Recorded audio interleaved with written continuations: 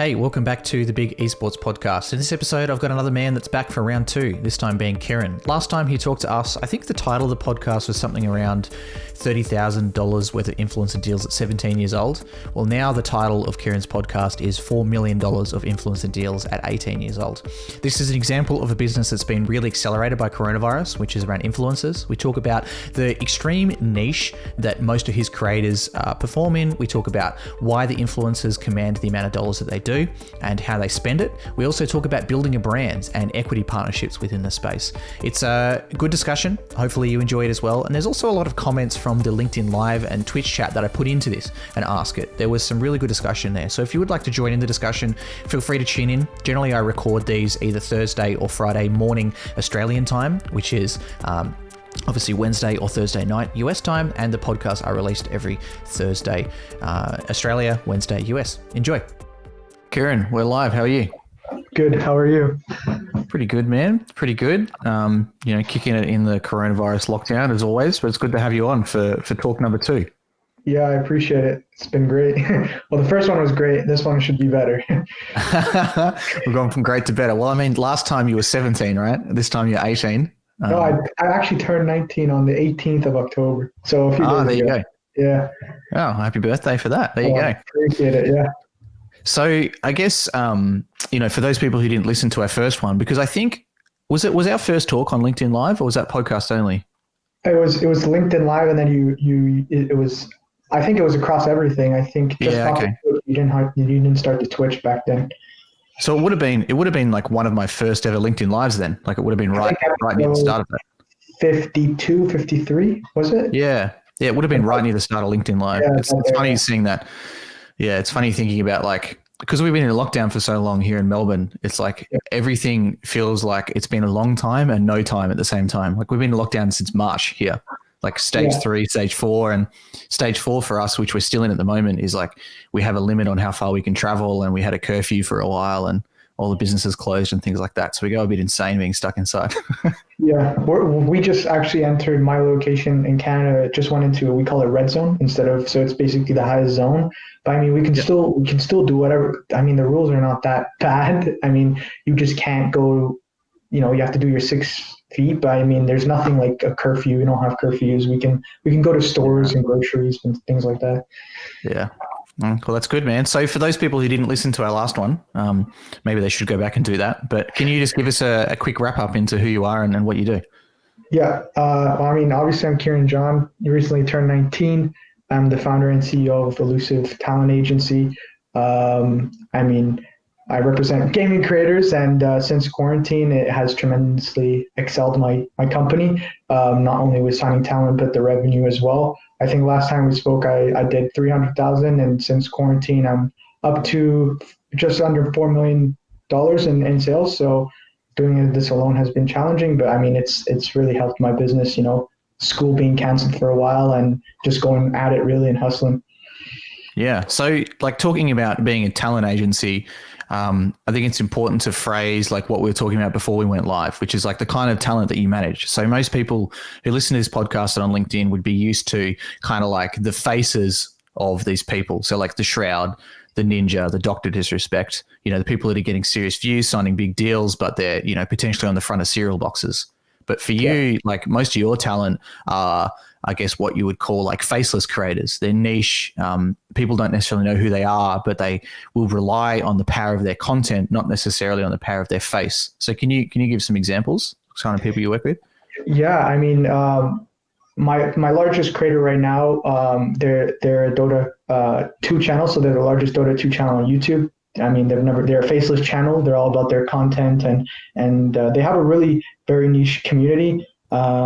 And they're at 3 million subscribers right now, averaging anywhere between 1 million views per video. They also started a second channel now to do Among Us and other different games. So that's awesome. I also have Marcus Valtry. He's at about 3 million on YouTube. He does the Omegle videos, so he doesn't have he doesn't create gaming videos, but he has that like gaming community kind of crossover. And he's the only one I think really shows his face, and everyone else is kind of faceless and just has that mature audience and very niche, but they can really push products. even though they don't have much personality, into their videos and channel, I guess. And to explain it further, it's like they're all like the biggest within their specific like little niches. So like some of the channels that I've seen make basically like Dota 2 meme videos. They just do weird and wacky things in Dota 2. The editing is funny, and that's why people watch it. They have no idea who the person is. They don't know where they live. They don't even hear their voice most of the time. And that's all they see. Or like another one you were talking about with some guys who you've done some work with who literally just release PUBG mobile gameplay. They don't talk. They don't really have logos. They don't show their face. They don't do anything. It's just, people follow them because of the content they post. That's it. Yeah. I mean, they're both, those guys are both over 10 million, subscribers each, and they're brothers. Nobody knows they're brothers, and they've got 1 million on Instagram, but all they do is really just repost their small little clips on Instagram, and they get hundreds of thousands of likes for just playing PUBG Mobile. So yeah, nuts, man. It's nuts because like it's so hard for people from outside to understand like why a YouTuber would be so big, like a Ninja or a Shroud. And then even like for people in the gaming market, even like what we're talking about, you manage these guys and sometimes it's hard to understand how they're so big, but it just shows like people want to consume content, right? Yeah, exactly. 100% agree. So we did like a big esports. We did some content recently about, how not everybody's winning throughout coronavirus period. So like how, esports has trended downwards slightly, the market. And that's because, there's no live events. So think about all the companies that do like live event production. Think about all the ticket sales that haven't been happening. Even here in Australia, we had the Intel Extreme Masters cancelled. ESL has basically run, one CSGO event the whole year live, I believe it was, and things like that too. But as far as creators go, like you said, you've done a couple $1 million in sales since coronavirus kicked off. It's really picked up. We've done some content looking at like Gamers Group Riyadh, who owns an esports website and a gaming website. He's posted that his viewership is up like 300% time on site. A lot of the influencers that we're talking to is seeing a lot more. So besides the general theme of these influencers are making more views and they're making more money, what sort of brands are investing into these guys? Is there any brands that are new that are coming in, or are the brands that are already advertising these guys doubling down? Like how do you see that? I mean, starting off in May, it kind of took a halt. That's when I really started going into my business. I had one exclusive creator. Now I'm up to 40. Dealing with that creator was really tough on getting brands to come in. All the brands kind of took a halt on their marketing spend. But then as they adapted to quarantine, I mean, I've seen people like Raycon especially spend a lot of money. They've even renewed with a few guys for the rest of the year for 2 to 3 integrations per month. ExpressVPN as well, the VPN companies. And I feel like the typical mobile games are usually still promoting out there. But newer brands that I can think of. Recently, actually, I don't know if you know it, the hair loss brand Keeps or something, Keeps.com. Basically, it's just a hair product treatment, and they're targeting a lot of the gaming audience. And we've been approached by them. So I mean, it's picking back up, and hopefully for Q4, they spend the rest of the budget that they didn't spend at the beginning of the year, and hopefully with me. But those are some of the brands that we've done, multi-six-figure deals with over the past 2-3 months. And it's like, even like the brands that you're saying are ones that most people on LinkedIn wouldn't be thinking about necessarily. Most people are talking about how do you get that Mercedes deal in esports? How do you get the Razer deal? How do you get, KFC or McDonald's or Subway or someone like that? Whereas it's like, discussing, and that's part of the reason I want to have you on is talking about like this whole niche within a niche. There's this whole thing out there where you can make bank off ad revenue, of people not even knowing who you are, of VPN companies that want to advertise in the space, and it's all like this weird kind of gray market that's hard to understand if you're not in it. But if you're in it, and the creators we know, they make some serious money off this, and usually most of the time they just keep to themselves. They don't, they don't want to play in the markets of raising capital. They don't want to play in the markets of talking about how cool they are. They just want to make their videos, make their money, and go to bed. Yeah, exactly. And all these larger agencies and try to target the ninjas and the shrouds, and the market that I'm in, like the really niche faceless kind of community, is not really touched. So it's I would say easier to sign these creators because they don't have tons of agencies trying to sign them, right? So they kind of give it a go, and if they build a relationship with you, then it's they'll stick by you. But all these like CAA, UTAs are always going for now a Shroud and Ninja, but I know I won't be able to sign those, so I don't even bother doing so. But I think that's a massive, I guess, success factor of going for a community or a niche that hasn't been targeted by agents or managers yet. And there are also niches that you need to be a fan to understand, right? Like watching watching El Wono's channel, which is the example I used before about the Dota 2 guy that makes weird meme videos. Like you wouldn't get any of his videos at all unless you're a Dota 2 player like I am. Yeah. Like there's not a chance. And it also means that you couldn't make those videos if you weren't a hardcore Dota 2 fan yourself, because not only does he have to create the content, he has to play in it, he has to come up with the ideas. Yeah. And do the storyboarding and do how it's going to look. And he's got his own special way of editing that's funny. It's as funny as the content that's on the screen. Yeah, exactly. And making sure that he sticks to that, style throughout the whole time. And because, he doesn't have a personality to broadcast to his audience. So he has to stay consistent with his editing and his content and making sure that, he's pushing out the same kind of content, I guess. And he's been doing well. And all the other guys too. But I mean, some guys are taking a hit on YouTube as well. So we've been kind of struggling with that as well. There's a really good question from Carson in the chat. One that I wish I thought of, so I'm glad that he asked it. Which is, so if you're renewing a contract with an influencer for like a year or 2 years with a brand, how do you account for the potential growth of the influencer? What happens if they're at 100,000 subs and you sell a deal for 2,000 a video, and then all of a sudden they explode and they're at 1 million subs and they're doing 5x the views? I mean, most of my guys, to be honest, are not really fast growing people. Like the Rust community, they're typically a kind of stable growth, consistent view. So like half the guys that I have, for an example, Bernie, he's about 250,000 subs, but he averages 500,000 each video. So I know that signing him with a long-term partnership at a fixed rate wouldn't be necessarily, I guess, a risk, because I know that he won't really grow because he's the biggest right now in Rust. But, if you take someone like Shroud or Ninja or anyone that has, the potential or is in the mainstream, like, taking an Among Us streamer that's growing exponentially and then entering into a 12 months, I mean, it can be harder to talk to the brand and say, listen, like this guy's potentially going to be here in 2 months and now he's only here. So like, I haven't gotten to that, stage yet where I have to think about that, because most of my guys are kind of stagnant with their growth. They're not really, I guess, fast growing channels. So I haven't experienced it yet. But once I do, I'll let Carson know.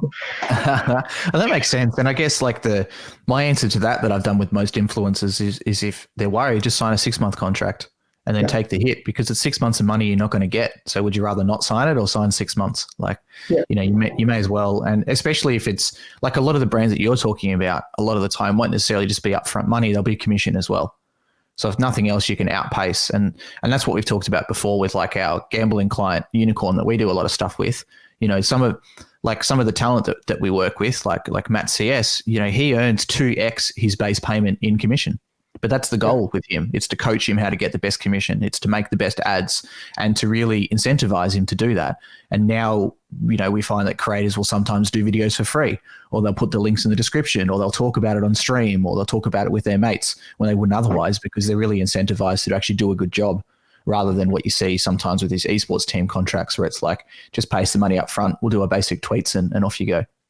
Yeah, I've tried to explain that about the commission kind of, you can really, like, if you're able to push a product and that you can sell, you can really double the amount that you would get if you were to get a flat rate.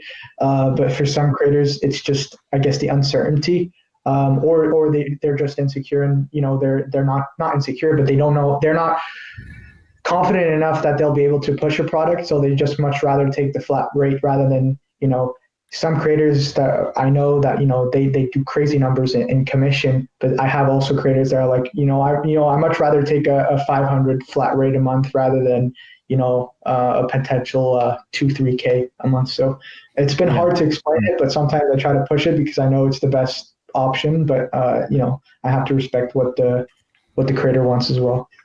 Yeah, and I was trying to explain to someone the other day, and I'll be interested if you see this too, is that because some of these creators are young and they're making such good money, they don't care about making more money. Like, you know, like, and I've talked to quite a few like that. If you look at, and that's where, and I don't know this for a fact, but that's where I feel like Laserbeam is right now. Think about the amount of money he's creating and think about the amount of brand deals he does compared to a Ninja or a Shroud or whatever. He's got no ongoing sponsors. He signed a deal with YouTube, but there's no logos on his stream. Most of his videos are just him screwing around, having fun. And, you know, I know that we tried to do a brand deal with him and he didn't pick up the phone because he didn't want to. And that's where I feel like there's maybe a disconnect between like some of our audience on LinkedIn and us who are very business minded, is that some of these guys are like, you know, like one of my mates is, you know, 23 years old and he's going to make 600K this year. He's like, I don't care about more brand deals. Like, you know, I bought a house, like I'm young, I look after my family. He gave his dad $5,000 for his dad's birthday, took his mum shopping for her birthday. It's like opposite land in their family. But it's like he doesn't care about signing any more big deals. He's making enough money and much more than he ever thought he would. Yeah, so I've had a similar experience where it was a massive, you know, I think it was $25,000 and it was the largest deal I've gotten for this creator. And he was like, I don't need it right now. It's, you know, he did his deals in the past and he was like, you know, I don't need it. And it was a lot of money, but he just didn't need it. He didn't care for it. So I feel like some creators get to that point where they just really don't need brands anymore, I guess. Yeah, exactly. So, and you know, we've talked about, and you and I personally have talked about sometimes where creators will stuff it up just because they're lazy and they won't do it because they don't want to do things. So it's not always the fact of it's just wholesome. Like, you know, I've made enough money. I don't want to be too capitalist to make more and feel like offers sometimes it's both sides. Yeah, it's usually, some of it. Yeah, I can see like, you know, some creators are like, you know what, it's a Friday night. I'm not down to record a video for tomorrow or, you know, make it this integration. So I might as well just say no to it. But in my head, it's like free 25K. Yeah.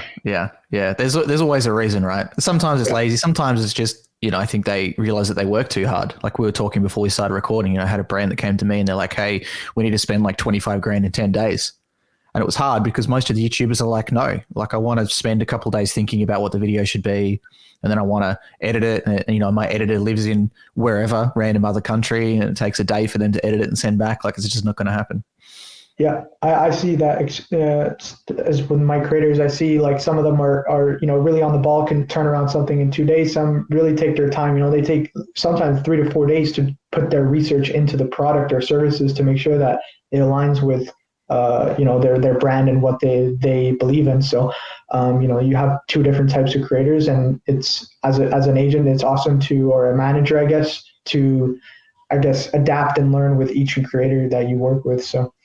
Yeah, that's true. Man, I follow a few podcasts like that I love. Like Daryl Cooper has this podcast called Martyr Made, and he launched it with talking about like the whole history of Israel versus Palestine, and then he's doing a whole one now about the whole origin of Drink the Kool-Aid, around the cult, where that came from. But it's horrible because he releases an episode like every 6 months. You just want more of that content, man. And it's like, that's why I subscribe to him on Patreon, because I feel like as a listener, hopefully my dollars will go towards him hiring some more people or anyone, because he does it himself while working full time. Yeah, that's so funny. How do you find the effectiveness of brand deals? Do you have many of your brand deals that come through that are saying like, we need to deliver X amount of sales directly through them, or are the brand deals more focused on how many views they're receiving? Like how does that work? Recently it's been on just the views, so just taking the average views and just giving us a rate based off that, you know, 20-25 CPM. Like for Raycon, they weren't, you know, they didn't say, oh, we need this amount of sales, or you have to make a good video or things like that. I mean, internally their goal is obviously to create sales, but in the agreement, or, you know, in a deal with us, you know, they didn't state, you know, we need L1 to sell 3,000 products from its integration. But if he did well, they usually came back, which they did for him and a few others. And, you know, they renewed for 6 months or until the end of the year. So we know based on their renewing who did well and who had to, you know, not get the renew.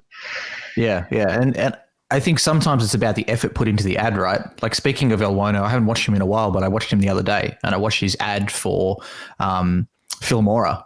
There was a lot of effort that was put into that. It was full acting, it looked like it was part of the video, and if you, once again, if you put in that effort, like it's going to convert. But can you just also confirm for those listening? So you said 20 to 25 CPM. Can you just explain exactly what that means to people?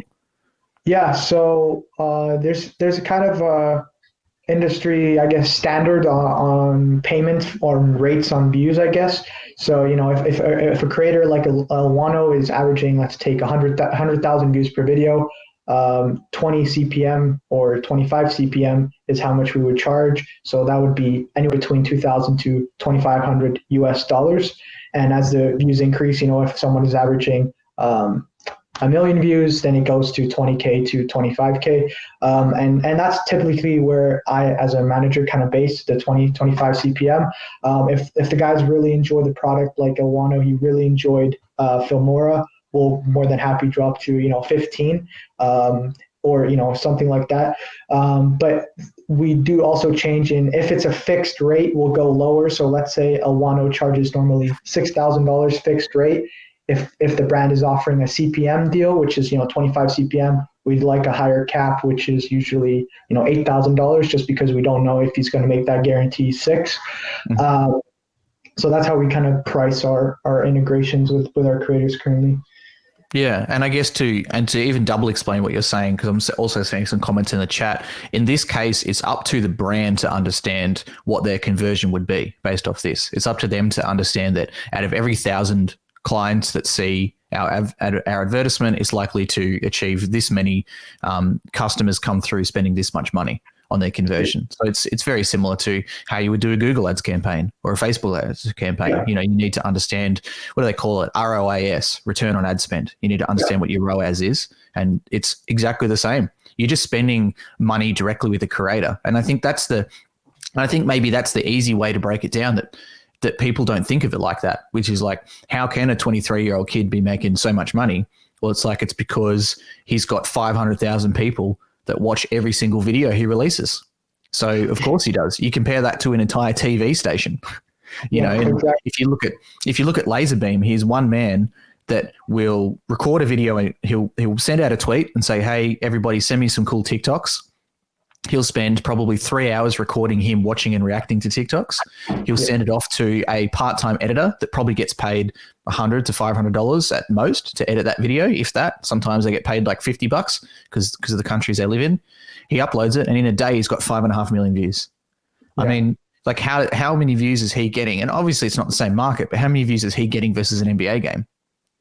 Like how many views is he getting versus a Super Bowl? Like at his peak, he was getting 270 million video views a month. Just himself on YouTube. That doesn't include his 2 million on TikTok. That doesn't include his Twitter, his million on Instagram, like all that kind of stuff too. So I think if you boil it down like that, people can probably start to understand that these guys are like entire ad agent, and they're like entire media agencies inside one person that creates content, creates content out of a random Eastern European country where the average wage is $15,000 US a year. And these guys are making 15,000 in integration. So of course they don't care about making more money. And they're young. So they just, they usually buy themselves a nice car, buy a house, look after their family, and off you go. Yeah, exactly. 100% agree. I mean, even you saying that, Laserbeam averaging 5 million views and having more views than an NBA game just sounds crazy. And people don't take that into, they just look at the number and just like, it's 5 million views, but it's in reality, it's 5 million people that are watching a video in a day. It's crazy. Yeah, it's nuts. And if you look at I've been trying to make some comparisons. Like we're doing a little bit of work with KPMG here in Australia, and that's why I've been trying to really work on like those explanations to explain like how big people are. So we've been trying to do some work here in the past with Stream Hatchet and also one of my mates who works in traditional sport, because I want to figure out a way to one-to-one compare CPM, delivery, and also size of like Laserbeam versus like a traditional sports team versus like an entire media organization. Because I think there are some comparisons, but I just need to figure out what that metric is to compare them to. But even if you compare that to like the biggest show in Australia right now is this SAS show where they're putting like kind of celebrities through a complete SAS course, but that peaked at like 1 million viewers. If you look at, once again, if you look at it, Well, I mean, Laserbeam gets 5.5 in 24 hours. Obviously, the SAS show is more based on Australian audiences, but if you just do that one-to-one comparison, you can show that there's some serious size for someone like him. So if you look at the amount of, CPM that he's getting through, if you use that example of that CPM that you said, if you average that out, you can quickly understand how much money someone like him is making just off ad revenue. Yeah, for sure. It's crazy. How do you pick a creator to work with? How do I pick a creator to work with? Interesting question. I guess it's a two-part question. Are you reaching out to them? Are they reaching out to you? And if so, either one, like, how do you decide, like, yes, this is a person I want to sign? All right, let's reverse it. So if I reach out to them first, initially in May, I signed my first creator. His name is Maji, also known as his real name is Sean. He's a Rust creator. And I reached out to him. He was stuck in an agency contract, and they were taking 25%. He made $6,000 in 2 years or something crazy like that. And it wasn't insane. And I told him, listen, give me a shot. I'll do some deals with you. And I was reaching out to him. I was talking to him, trying to build a relationship with him. And in the first month, we did 50,000 or something crazy. So he was like, you know what, I'm on it. I'm on board. And then I reached out to a lot of, just emails, social media followings I had with creators or past relationships. And I built up to about 11. And once I got to 11 or between 11 and 15 creators, their friends pretty much just came aboard. So he was like, recently, I have an Australian creator called Sir Winter. He makes gaming videos. And he just sent me his friends, and I just signed him. His name is Vertigo. He was sitting at 700,000 subscribers. And at this point, I'm not getting ninjas and shrouds, but I'm getting decent sized creators without, outreaching. And it's based from current clients that I have, and they know each other as well, which also helps if they want to do some collaboration, or if a brand wants to work with both of them, it really helps. And picking the creators, for me, the main, metric is looking at the demographics. I usually tend to go really high on the US audience and super, a lot mature, in the high 25, 34 bracket. That's where I found my success with a lot of brands. I mean, if I present that demographic to them, it's pretty much a deal. It's just figuring out what the price is. So that's my kind of main metric, and asking them, I like to know what brands creators have worked with, and any type of case studies that I can look at that allows me to, if I'm going to sign a creator, I want to know that he can also deliver for the brands. Because at the end of the day, I want to make the brands come back and work with us as an agency, not just that sole creator. And I don't want them to, work with, let's say, Chris, you don't deliver, then they won't work with my other 30 creators. So it's super important to me to build that relationship and know that each creator can somewhat deliver pretty decent. No, that's good. That makes sense for sure. So I think, and I guess to boil down a couple of things that you were saying there. Number one is focusing on a US audience. That means you're likely to get a high CPM because they've got more disposable income, from a Western audience. Because we talked before about, creators based in Southeast Asia and India. Yes, they might have 1 million plus subscribers, but the spending power of their audience is nowhere near as big, and the brands aren't as mature that are advertising in that area, right? And then the other thing too, with the older people, that makes sense to me for conversion on your own products, if the influencers to release their own merchandise and such. Because if you look at, I got an example of a creator that we work with who, only, in quotation marks, only gets 300 to 500 concurrent viewers. But he earns, because his audience is older, like they're mostly 24 plus, he's able to sell $2,500 gaming PCs to his audience. He's able to receive bulk amount of donations because these people are professionals that are working, and they're earning serious money themselves. And, he was able to receive enough donations in a year to build a house deposit, and then move interstate. And, often he'll put up as a half joke, half real, is pay my mortgage this month as a brand donation from, or as a donation from his fans. And he'll reach that all the time. Yeah. I think he needed a new air conditioner. He put that up and he got the donations to get the new air conditioner, because he's a little bit older as well. And his audience has been following for a long time. So it makes perfect sense that they're going to convert, because I guess we're almost saying views aren't everything, right? It's where the views are. And it's the fact that, yes, you might be able to get 1 billion views in India, but how many brand deals you're going to be able to activate on in India, especially not being able to speak the language yourself, versus 200,000 people in the US versus 1 million in India. Yeah, exactly. And I actually realized that where I was talking to a little bit smaller Twitch streamer, he was averaging between the 300 500. But man, he was making a lot of money than I thought, just from the donations and the older audience. And I came to realization that these guys are making, some of these smaller Twitch streamers with that really strong communities are making much more than, some guys are pulling 300,000 views on YouTube a video. So I mean, it's crazy to see that. And a very, like, I brought up this guy's basics earnings that we've talked about, that I talked about with him in the past in 2019. So for 2018, he received around 50% of his. So if you look at just his Twitch subscriptions and bits, his sponsored content and appearances, and then ongoing sponsorship as well. So long term, over a whole, you're looking at around 200,000 a year, and out of that, around 45% of that is just from subscriptions and bits.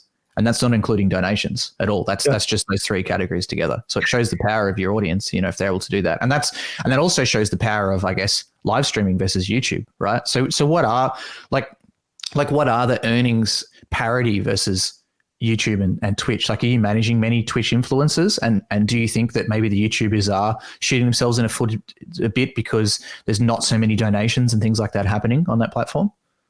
Well, first off, I don't manage any Twitch streamers. I just haven't. I feel like I haven't, I guess, developed or researched enough about the market there. With how I know how brand deals work, but I don't have, like, I feel like I don't have enough experience to go and reach out to a creator and be like, I can provide you this, when I truly can't, and I don't believe in false selling myself. So I've kind of stick to the YouTube path and just kind of all my creators are mainly YouTube creators, and that's what I've kind of stuck with and what I found my success in. And I would love to go into Twitch, but right now I just don't have the time with 40 creators. I mean, it's been hard to handle as well. Yeah, that's for sure. And there's a question that I've been trying to answer to myself all the time is like, what's the parity? What's the value between one concurrent viewer and X amount of YouTube views? And I've been trying to go over that a lot because it's something that I'm finding really hard to effectively communicate to mainstream brands. Because a mainstream brand will say to me, or you'll see this a lot with the Taiwanese tech brands that we work with, because they also don't know how to value it. They usually go on views, like you were saying as well. So when we work with NVIDIA, NVIDIA in Australia reports to Taiwan, or we work with the SUS, Taiwanese company, or MSI, a Taiwanese company. Most of their brand deals, they want to focus on total views. But if you go with a Twitch streamer, you're not going to get anywhere near that amount of total views, but you're going to get one person that will watch that stream for 6 hours instead. But I'm finding it hard to explain to them, what does one concurrent viewer equal 10,000 YouTube views? I don't know, but I'd like to get your opinion on that. I know you said you don't work with Twitch streamers a lot, but what do you think? Yeah, I honestly haven't given that a thought. I mean, that's an interesting thing to figure out exactly, what the number, like you said, of one current viewer is to YouTube views, because YouTube, a single person could click on it 100 times, or it's that person is in there for much longer than a 10-minute YouTube video and engaging with the content on Twitch. So I mean, I don't think I can tell you a number exactly. But I can tell you one Twitch concurrent view is much more valuable than a couple thousand YouTube views. I can tell you that for sure. But I just don't know, an exact number for you. Yeah. And hopefully someone listening to this, like whether you're listening live on Twitch or LinkedIn, or, tuning into the video audio only podcast, leave us a comment or tell us what you think, because I'm, I guess a lot of my job as a whole in the industry is priding myself on being able to really easily break down and help people to understand things from traditional industries into gaming and esports. But this one has stumped me for a long time. And part of it is because I feel like I don't really trust a lot of those ones that, there's a lot of those online calculators that you can go through that will say, and there's companies that do it. Like, I'm not sure if I trust those kind of things exactly. And I love to hear from some brands about that, because my experience is that also with Twitch, you need to do something for so much longer. If you do a single merchandise drop on a YouTube video or a single ad for a VPN or something like that, you can get a lot of conversion. But if you just do a single sponsored stream, it's almost like doing a single tweet. It's useless. Like there's no point. And we did that, we did kind of similar with Unicorn. We did a campaign where we tried out these two Instagram and Twitter personalities. They both had about 300 to 600K each on both Instagram and Twitter. And they did some posts with us. They had seemingly perfect audience. They had an audience that is older, an audience that is used to spending $300 plus on sponsored products, but one got 1 conversion, the other one got 0. And it was worth trying, but it's because it was just, 2 social posts. That was it. So it's like, you can't really tell a story. You can't really do much, but YouTube seems to get around that. Like people seem to convert so easily off one video, but if it's just social or just Twitch, like it doesn't seem to be. So it just adds more confusion. I'm making myself more confused. Yeah, exactly. Yeah. I got to find that. So hopefully someone comments in. Hey, you mentioned before that, before we went live too, that Pewdiepie got shadow banned today. Yeah. Have any of your other creators, and I guess I'll explain that really quickly. So for someone who doesn't understand what shadow banning is, essentially it means a shadow banning means that you as the person on and whatever social media won't know that you're banned. You can still log into your account. You can still post. You can likely still interact with people, but you mightn't show up in people's feeds. So it's like you're banned without knowing you're banned. That's essentially like what shadow banning is. Yeah. So to answer both of your questions, PewDiePie, I saw someone tweet it that he got shadow banned today on YouTube, and in the first hour his video got 30,000 views in an hour for PewDiePie, and where he's usually getting at least 500,000, to 1 million an hour, and his video didn't reach any sub boxes, no notification people, or even the recommended page at all. And even if I even searched up PewDiePie's channel to see if I can find it, and at first I didn't see any of his videos. I just saw other people making a video on him in the last hour about being shadow banned. And I also got a message before from a creator. He does a little bit of the political side of things, and he was averaging anywhere between 300 to 500K views a video. And his last couple of days, he hasn't been breaking any over 100,000 as well. So I don't know if he's also shadow banned or what's going on with YouTube, but I mean, we're having a bit of trouble. And also in the past, some creators have found that if they don't upload for a certain amount, their video won't get, they'll technically be shadow banned until they gain that traction back up again. They'll be kind of lost in the algorithm. So that demotivates a lot of my creators. Someone will be gone for a month, and his video won't get pushed out by YouTube until he gets back into the rhythm of getting back into the algorithm, and then it will be pushed. So some of them don't get to that point of getting back into it, and they just, stay unmotivated. Yeah, it's interesting. It's been like a discussion, I don't know, maybe the past 2 years. Like everyone all the time talks about being shadow banned. Obviously, some people use it as an excuse, just when their content's not that interesting anymore. But like if it's PewDiePie, I always use him as an example because I always talk about like how creators can go out of favor. Like they only have a certain amount of lifespan before people just get over who they are. They want to go follow someone else for content, unless you're PewDiePie. It seems like he's a model. Yeah, exactly. Crazy. I just saw it all over Twitter. Everyone's just tweeting out PewDiePie shadow banned. But I mean, there are some creators, like you said, just kind of go about and say, "Oh, my views are down, so I'm just going to tell everyone I'm shadow banned." Yeah. It was actually, and the reason I brought that up too is because I was listening to Joe Rogan podcast, and he was talking about it with this guy. Excuse me. He had this guy on that wrote this book and stuff about narcissism. And then they were talking about like shadow banning. And then Joe was saying like he saw a guy with 1,000 followers on Twitter had this massive tirade about how he's shadow banned. And it's like, well, I don't know. I'll do tweets that get 0 engagements and I have 2,500. Like sometimes you just tweet something that no one cares about. Yeah. So that's why I'm not a content creator. People always ask me that question, right? They're like, "Hey, Chris, if you know all these YouTubers," I mean, it's the same question for you. If you know all these YouTubers and stuff, like, why are you making YouTube content? Well, it's because A, I don't want the stress, and for B, I'm not cool enough. I don't have enough interesting ideas. Like all I do is analyze what other people do. I got to stay in my lane. Yeah, I give it a go, and clearly I'm here. So. Yeah, exactly. And I mean, that's your start, right? And people don't know that's what we talked about in the first one. Like that's how you started. You just made a pretty low effort or low quality, as far as the market goes these days, because you're literally a child video. Hit some pretty big views. Did another one, hit some pretty big views, and you went, well, screw this, I'm going to go into management instead. Yeah, basically, yeah. My views went down. I gave up, and I was like, this stuff for me, and now I'm on the other side of the fence. Yeah, yeah. Well, it's always good to buy your dream car by 18 years old, right? By managing creators. Yeah, it's good. It's nice. That's all I can say. Yeah, that's true. So, like, there's a super common question that I get asked as well is like, how do these talent manage their finances? So there's like a part of the reason I'm asking this is there are so many wealth managers that want to come into the space that, and mostly for good reasons, want to make sure that 17-year-olds don't blow their wad of cash on, buying some random altcoins and cryptocurrency or just spending their money stupidly, setting themselves up for the future. And other ones are just curious, like how do these people manage their finances? Are they just buying, Gucci and illicit substances? Are they just, booking first class flights to nowhere, buying cars and stuff, or are they actually investing? I mean, to start it off, we do get reached out a lot actually with financial managers and wealth managers wanting to get into the space and work with our creators. And I'm trying to figure out my financial situation right now, just because I'm young and the quarantine things.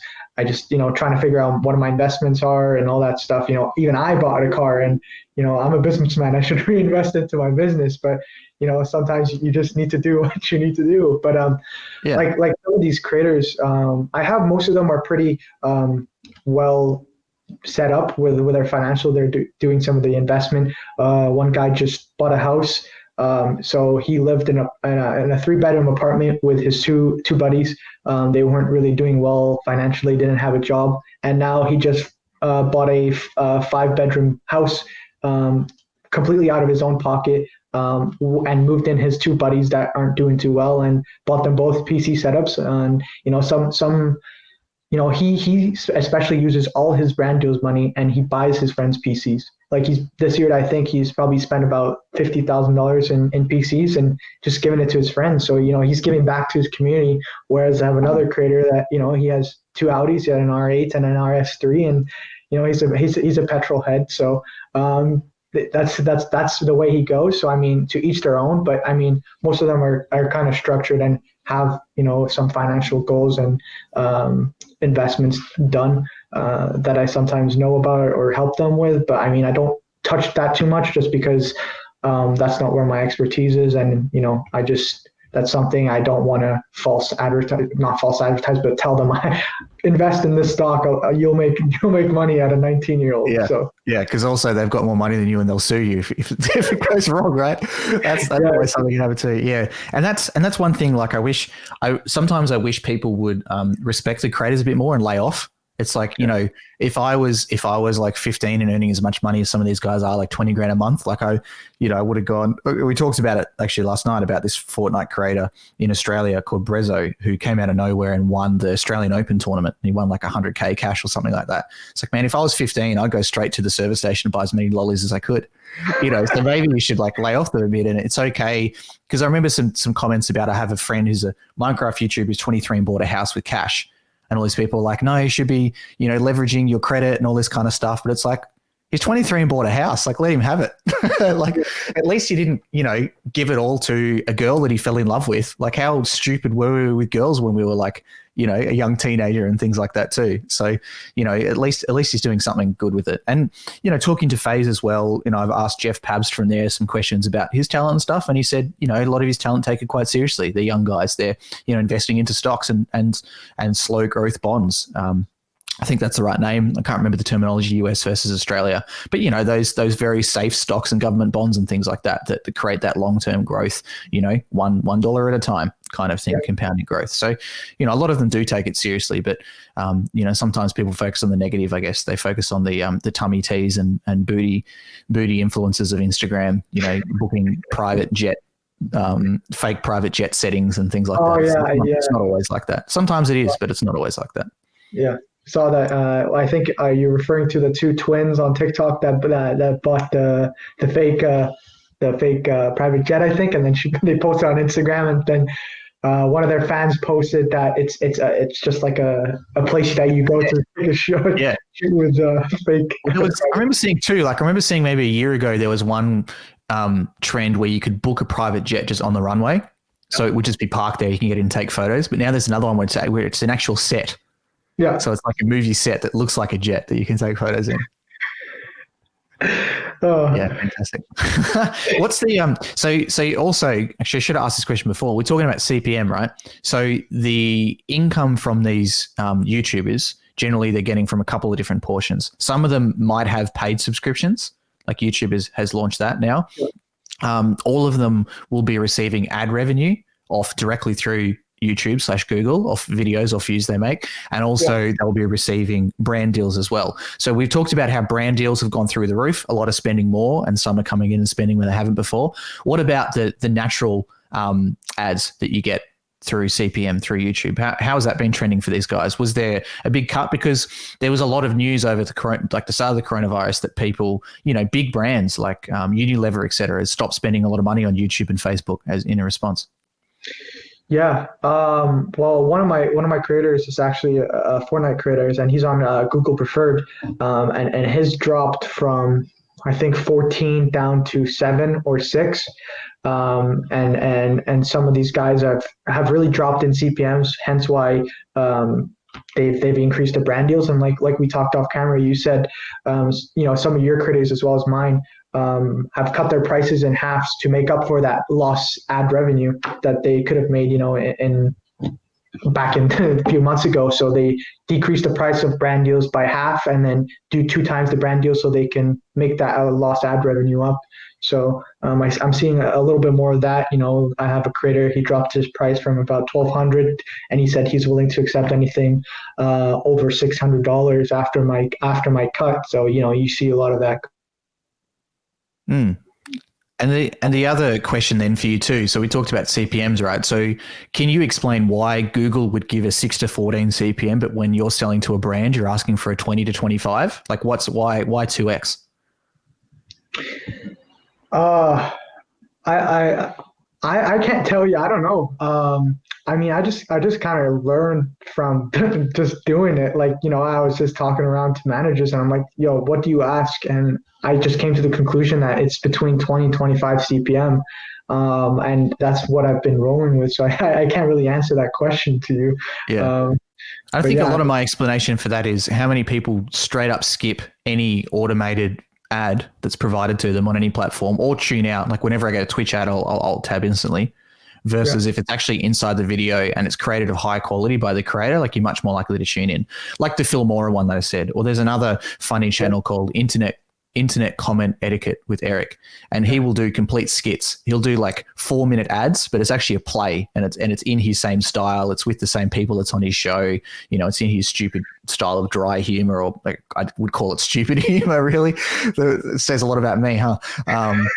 But I think that's part of it too. Like people are much more likely to tune in. They're much more likely to convert when it's actually the influencer saying it. And that's why they say podcast ads become so popular too. Because I feel like, I probably listen to, 75% of all Jocko Willing's podcasts. I probably listen to half of Joe Rogan's. And I feel like I know those two guys. I feel like if I went and had dinner with them, I could hold a conversation the whole night because I know their thoughts and feelings about certain things. I know what they enjoy because I've listened to literally hundreds of hours of content of both those guys talking.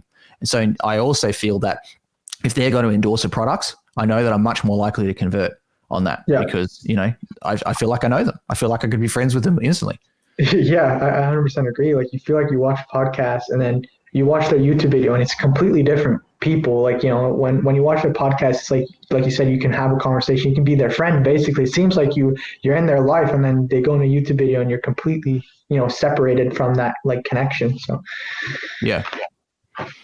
Yeah, no, that's definitely it. So, and another thing that we've talked about a bit as well is like building brands for these creators. So what happens when they don't want to make YouTube videos anymore? If they get shadow banned, they fall out of favor. Like, are these guys going and building their own companies? Are they releasing their own merchandise? And I guess it's almost 2 different questions, right? Like a merch drop is something that a lot of creators are doing now. So I guess let's ask that question first. Like, are they releasing their own merchandise? Are they selling their own products other than just doing brand deals?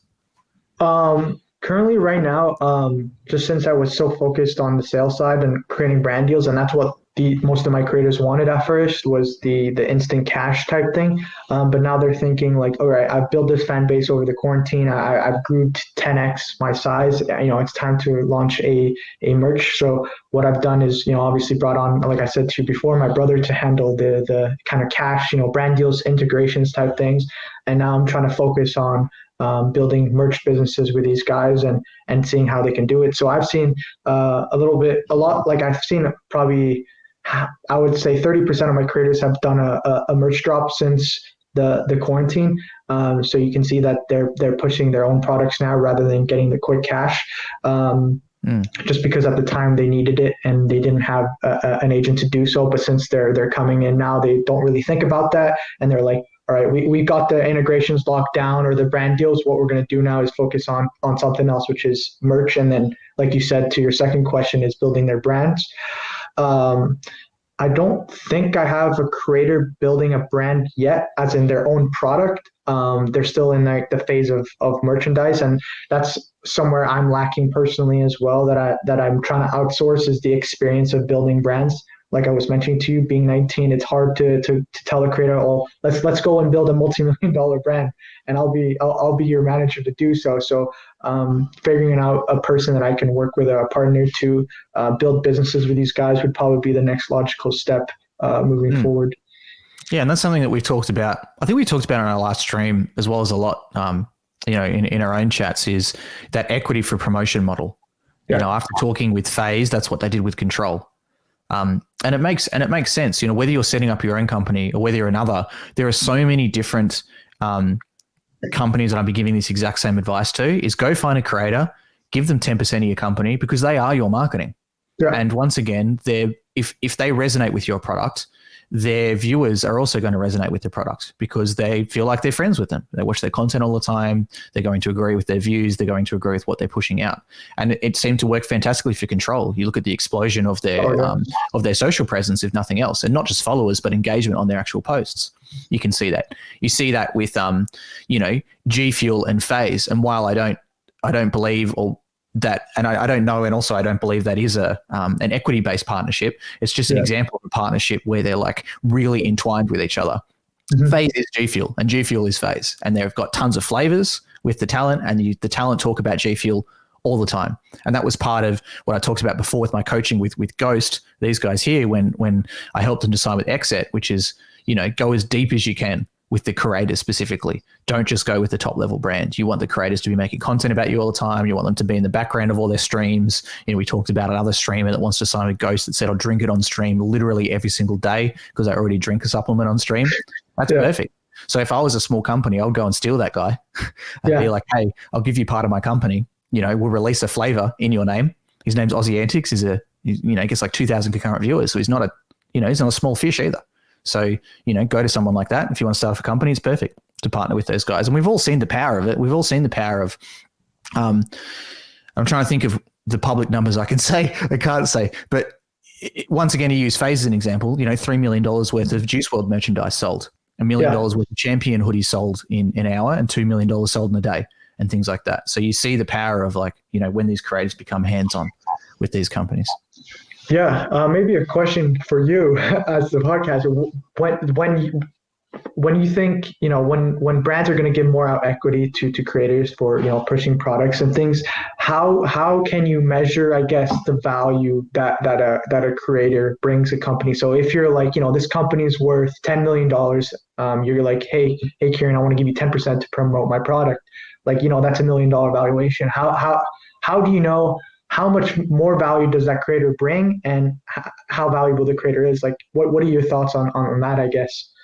It's hard to say, if you think about the opposite way, like we're talking with the company at the moment about doing a lot of BDM and management ongoing and strategy for them, and they're offering us payment plus equity. So part of what I did was I went and said, okay, let's say their valuation is $10 million and they want to give me 1%. Or say their valuation is $10 million, they want to give me 10%, right? So then I can say, okay, that's $1 million worth of valuation. How much work is $1 million worth to me as the person? How much work would I do for $1 million?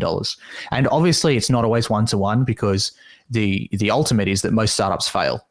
The ultimate part is that a lot of the time, if it's a parent company, they're never going to sell the parent company. So you mightn't see that maturation of equity, but you might see some dividends come in. So it's never, as with so much of this stuff, it's never like a perfectly straightforward answer. But for me, like with a lot of the brands that big esports are working on now, we're almost turning into like a growth capital company where we've got which provides business development and sweat equity instead of cash. We've got a certain amount of brands that we're working on, that we're reaching out to others, providing creators with equity, providing other service partners with equity. We've got a certain amount of other people's brands that we're working on that we're doing what we're powerful at, which is like business development and strategy and marketing, that they're providing us with equity and payment for. So we've kind of got that kind of flow through with money. But as always, just asking that question, like how much is it worth to us? And I think that's probably the important thing for the creator. And it's kind of like the advice, and it's not a direct answer to your question, unfortunately, but it's a lot of the advice I give to a creator when they ask me, when they've never done a brand deal before, like, how much should I ask? And I go, like, how much do you want? Like, that's an easy way. Just like if you're going to spend an hour and a half making a 30-second ad for a brand, how much do you want to be paid for that hour and a half? You know, like if you get a couple $100, is that okay with you? Like, yeah, sure, your channel might be worth $1,000, but just do the first for a couple $100, build a case study, see how it goes and go from there. So I think that's important. And I think another thing too is figuring out how much money or value you bring to the brand. Doing a merchandise drop is absolute gold for me, because then you can judge where your audience is, what % conversion you're likely to get, what dollars they're likely to spend. And that can allow you to go from there. So one of the reasons why we picked those people to work with the gambling product is because they had sold $350 figurines before, merchandise company. So I knew that, yes, that's not directly applicable to gambling, but I knew that their audience was older, given the demographics. I knew that their audience was in a region that was likely to spend, and I knew that their audience had disposable income. So for me, it was worth spending that test budget that we had to go and test these guys. Obviously, it didn't work out. That's why it's a test budget. But you need to have those data points to go for. And also, I think if you do some basic stuff with them at the start, you know, before you try to give away that equity, like it's probably a good idea too. And that's why I talk about FaZe so much, because they're open with those numbers, and you can see those numbers. You know that, you know, okay, if I'm a merchandising brand, hell yeah, I want to go to FaZe because they did $3 million in a single drop. I know that okay, I feel like I can replicate that with a company that's very similar. Like, who knows how much control they're selling. But if, you know, FaZe went, well, we sell this much worth of G Fuel, which is a pre-workout / an energy supplement, we can probably figure out we're going to sell about this much worth of control.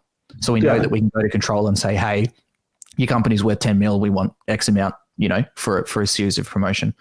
And I guess another way you can look at it too is you talked about like integrations, right? So like if a creator will get paid $2,000 for an integration, if they go to a brand and say, hey, you know, I will do 3 integrations per month for you forever, like as long as it exists, well, that's $6,000. And then probably discount that a little bit because, you know, it's a long-term deal, and then off you go. That's how much, you know, you should ask for within the company.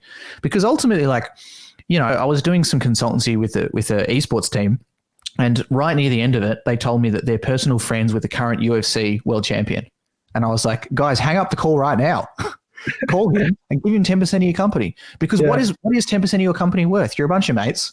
You've got a company that's got equity in it, but it doesn't really have any value because you guys don't really make any revenue yet. Like, yeah, you've been around for a couple of years, you've got some teams, but you're all burning your own money into that. So what really is 10% to you? Like, would you rather own 100% of nothing or 90% of a much larger company? Like, I think I would much rather own 90%. And that's what I'm learning now with these companies that we're setting up as acquirable assets, which is don't worry about being like Mark Zuckerberg and always trying to have like 50% plus of your company as it goes forward. Sometimes it's okay to be like, I want to set up a company, I want to partner with some influencers, do a bunch of sales, but then I want to sell that. And I know who I want to sell it to. And then you go off and do the next thing. Like some really good advice that Carl Flores, one of my friends, co-founder of Unicorn, gave to me, which is like, if anyone ever offers you money for your company, take it, unless it's like a super low ball, because then you can just go build something else. Because if you've already sold one thing, it's likely you can sell the next. And he said the entrepreneurs that are the most impressive to him are ones that can sell a company for $100,000 in a year, because it's actually much, much harder to sell a company than you would think. You have to like agree upon a value. You have to go through all the due diligence. You have to find a buy. You have to be in a market that people are interested in. Like, it's not easy to sell a company, because how many companies are there in the world and how many sell every day? There's always fish and chip shops that you can buy for $30,000. Always. So I think that's some sage advice from him too. But and then it's also asking that question as to, I guess, like I've been trying to detach from thinking of things as my baby and just figuring out interesting things that I can do with others and finding where other people find value. So let's say that you were about to launch a merchandising company, brand new. What I would say is, okay, what does Big Esports provide? We can do the strategy. We can do the day-to-day operations. We can do the website. We can do the marketing. What can't we do then? Okay, we don't have experience in logistics. We don't have experience in dealing with Chinese manufacturers. So let's get on a partner for that. Let's give them part of the company. They can manage all of that. What else don't we have? A lot of money that we want to pump into marketing. So let's get an influencer to do that. So that's the setup of a merchandising company. Yeah. We do the BDM, we do the sales, we do the front end, we do the marketing. We've got a portion of equity. We go to a manufacturer distribution company, either the company directly or some guys that work with those, give them a percentage of the company, and then go to an influencer, which is our first drop, and is also marketing themselves, and like you said, brings on their friends when they have a good experience. Go to them. There you go. That's the setup. Because ultimately the company's not worth a single dollar because it doesn't exist. But if you can do that, you've got all the right things to make it win. Plus, you've got the first drop already done, so you've got the first revenue in the bag. Give that to the influencer, 100% of that, really, if you want to set that up, because the company wouldn't exist without their promotion. Yeah. And then how much does this company cost to do your first drop? Time and $5,000 to set up the company constitution. That's it. So, if you're looking at examples like that, some influencers we know, they've done a first drop, they've done $500K in a day. It's cost them $0 to do $500K a day, or $5,000 and a bit of time to do $500K in a day. So why not? Yeah, exactly. 100% agree. Yeah. You can tell I've been thinking about it a lot, huh? Yeah. Long explanation. It's all good. Yeah. It was a good explanation. Yeah. I'm glad you like it. Because that's like, and that's why I've been talking about this stuff, and, some of the work that we want to do with your creators is I'm quite passionate about that, because quite passionate about, acquaintances and friends of mine who have been creators who have had a couple 100,000 subscribers and just don't want to make videos anymore. And then they run out of money and they're like, well, what do we do? It's like it's the classic of a sports celebrity will, sign a $20 million NBA contract, blow it all in a week, get an ACL blowout, and that's it. They got nothing left. Like, what do? They didn't, maybe they didn't go to college, maybe they, their mind isn't set up for that. Their mind is set up for playing sport, Exactly. So you just got to do that. But, once again, like we said, play to their strengths, right? Like find where their audience lives, find where their audience likes to interact with. But if anyone is like and I know there was a question here before, someone was talking about like, how do I get brand deals? I've been doing a couple million views on TikTok in a few days, which is impressive in its own right. Do a merch drop. Because it's like that's just the golden metric that I use all the time to go to other people. Because once again, by doing a merch drop, you can validate like where your audience is that actually spends the money and is active, how much of your audience is spending money on you, how much they're likely to spend, because you can release a $35 t-shirt and a $70 hoodie. Which ones are they buying out of those two? You can get so much data out of that. Yeah. Because otherwise it's down to like what we said before, which is just CPM, which can be a bit shaky. Like, yes, it's up to the company to convert, but I've talked to so many influencer managers who don't have any conversion data for their streamers and content creators at all. And it's just so hard to justify like doing something that's, that you want to guarantee a return on, because you just got no data.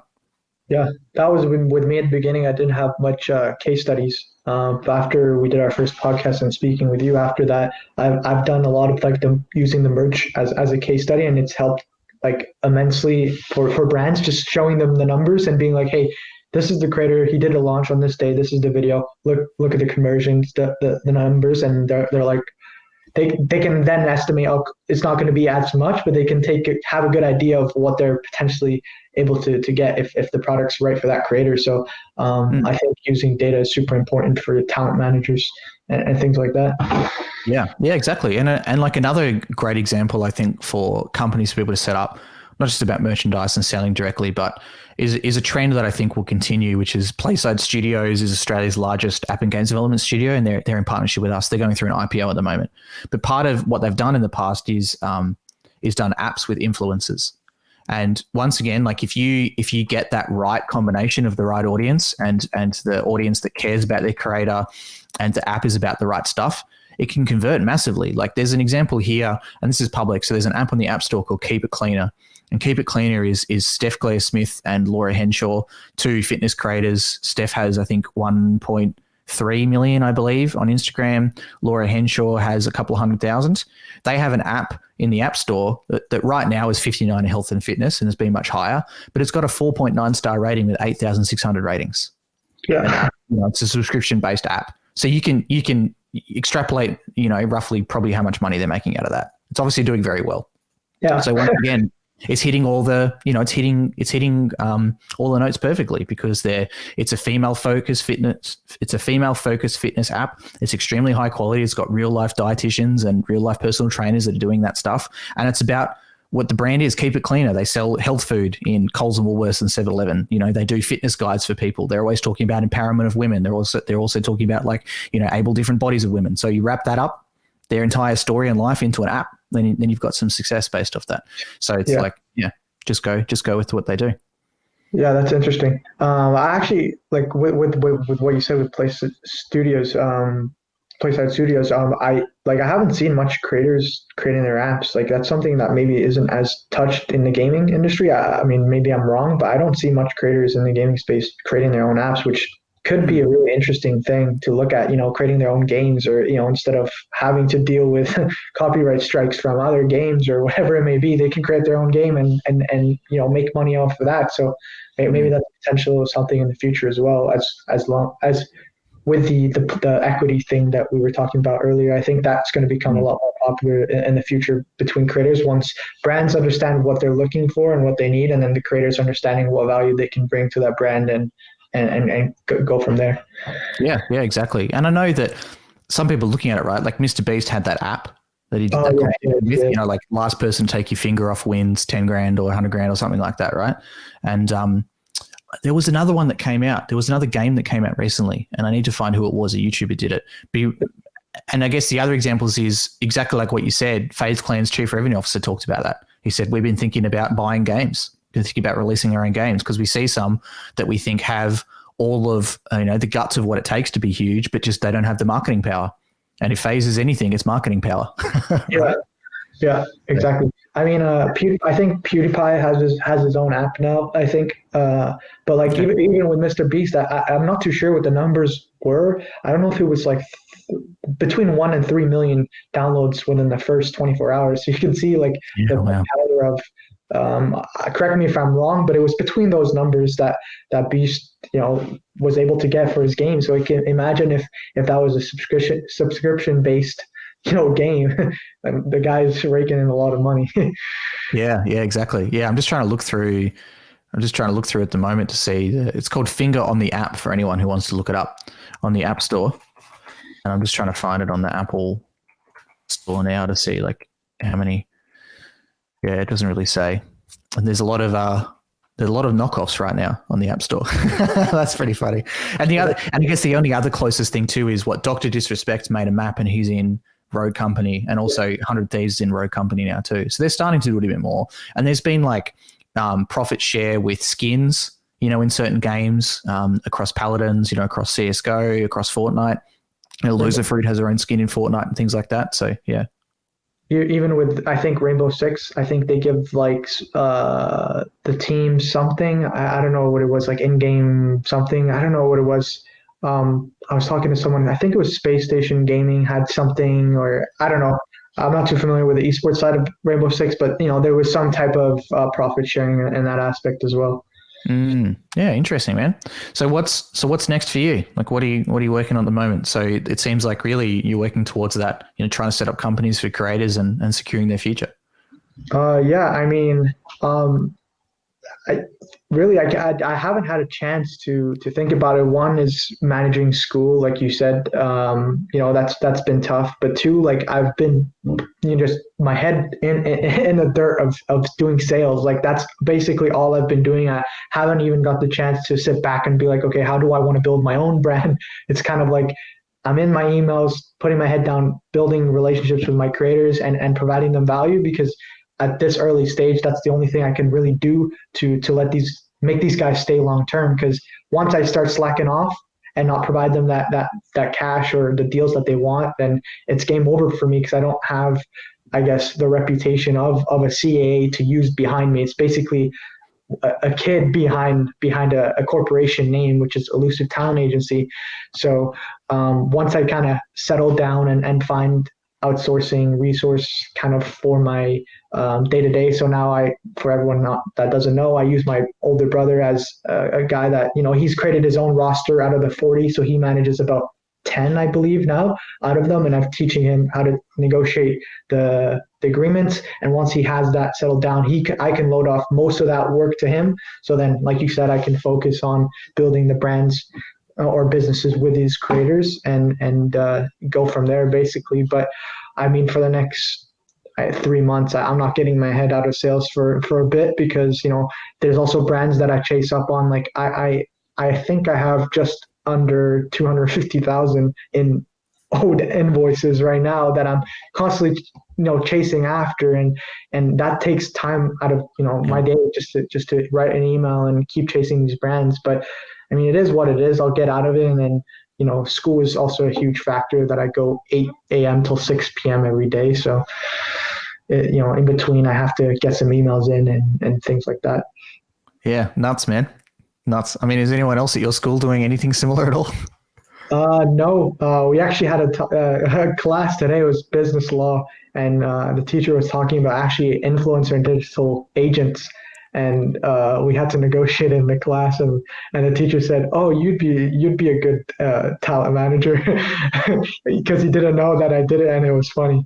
I mean, nobody's in the field of what I do. I try to explain, like, people my age that constantly watch YouTube, like my friends know who my clients are, but they totally are out of it when it comes to, like, what do you do? How do you make money? They either think I scam or I'm on like a salary, or I do illegal type of things. Like, I'm like, listen, like, there's a brand, I'm the middle guy, and I negotiate that deal and I take a percentage, and they still don't get it.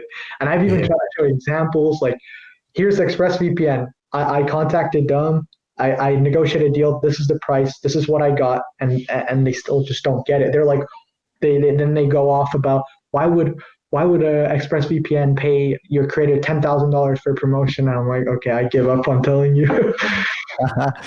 Yeah, you got to get that explanation down pat, right? Yeah, it's pretty hard. And if people want to connect with you or follow you online, like, where's the best way?